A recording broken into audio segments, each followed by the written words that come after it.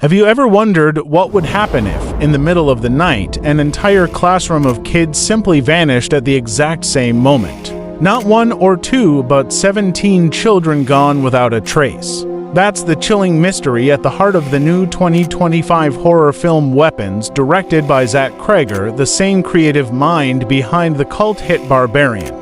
This film has already shocked audiences, or is being called one of the most terrifying and ambitious horror stories of the decade. Imagine this, it's 2:17 in the morning in a quiet Pennsylvania town. 17 children wake up, leave their homes, or disappear into the dark.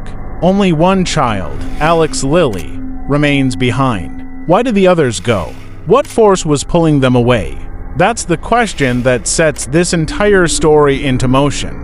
The movie doesn't just deliver scares, it pulls us into a deep psychological mystery.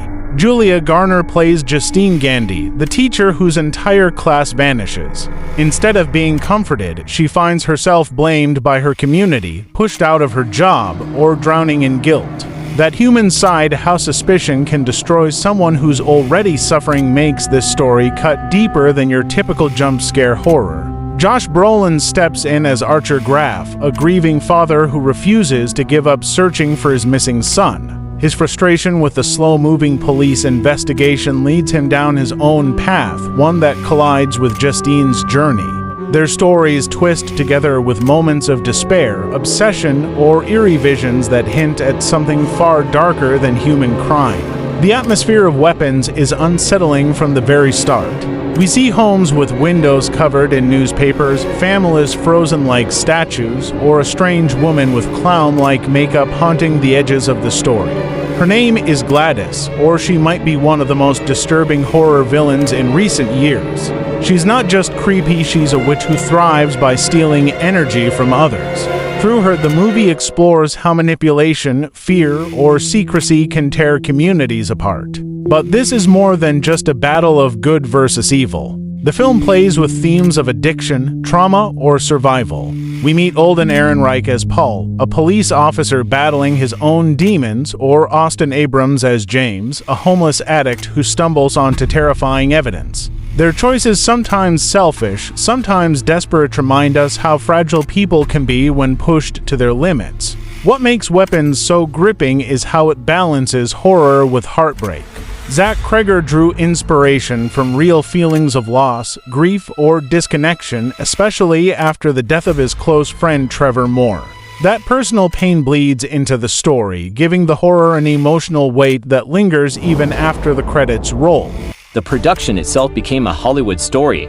Back in 2023, studios fought over the script in a bidding war. Warner Bros. Ultimately won after offering a massive $38 million deal, making sure the film would have a theatrical release. That gamble paid off. Weapons has already grossed over $149 million worldwide, proving audiences are hungry for smart, chilling horror with something deeper to say. Casting played a huge role in the film's success. Originally, Pedro Pascal was attached to star, but due to scheduling conflicts, he had to drop out. Josh Brolin replaced him, bringing a different kind of gravitas to the role of Archer.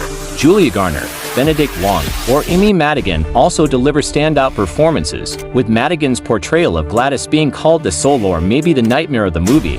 Visually, the film doesn't hold back. It was shot in Georgia, with eerie small-town locations that add a grounded, authentic feel. The gas station sequence, for example, was filmed over 3 intense days. Or the school setting brought in more than 170 children during peak filming. That realism makes the supernatural elements hit even harder, because it feels like it could happen in any town, maybe even yours. The ending of Weapons is both shocking or unforgettable. Without spoiling every detail, let's just say the children's disappearance ties back to Gladys or her twisted spells. In a final act of defiance, Alex, the one child who never left, becomes the key to breaking her hold. The showdown is brutal, strange, or strangely emotional, leaving audiences with questions about innocence, survival, or the scars left behind. So, why should you watch Weapons? Because it's not just another horror flick. It's a story about loss, fear, or the lengths people go to protect the ones they love. It's about how communities unravel under pressure, or how personal pain can open the door to monsters real or imagined. Most of all, it's proof that Zach Cregger is carving out his place as one of the boldest new voices in horror. The movie is already a box office success, critics are calling it a must-watch, or whispers of a possible sequel are growing. Whether you're a horror fan or just love powerful storytelling, Weapons is the kind of film that stays with you long after you leave the theater. So, here's the real question. If 17 kids in your town vanished in the dead of night, would you dare to go looking for them, or would you turn away in fear of what you might find?